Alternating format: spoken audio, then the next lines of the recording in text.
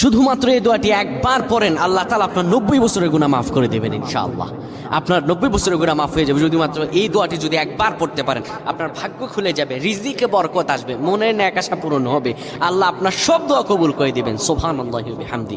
এত ফজিলত, এই দোয়াটা আপনারা শেয়ার করে দিবেন। এই যুবকেরা, আমল না করেও সওয়াব পাবা। তোমার একটি শেয়ারে, একটা বাটনে প্রেস করে তুমি সওয়াব পেয়ে যাবা। কারণ তুমি আমল না করো, অন্য কেউ যদি তোমার শেয়ারের বদৌলতে আমল করে, সওয়াব তুমি পেয়ে যাবা। নবীজির হাদিস। আমার ভাইয়েরা, আল্লাহর কাছে দোয়া করা, আল্লাহর কাছে দোয়া চাওয়া, এটি হলো মুমিনদের কাজ। আমার আল্লাহ বান্দাকে বলেন, বান্দারে উদউনি আস্তাজিব লাকুম, আমার কাছে চাও, আমার কাছে চাইলে আমি আল্লাহ তোমাকে দিয়ে দিব।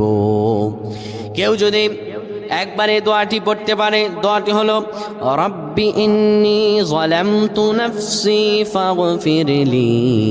কেউ যদি এই দোয়াটা একবার পড়তে পারে, আমার আল্লাহ তাআলা তার 90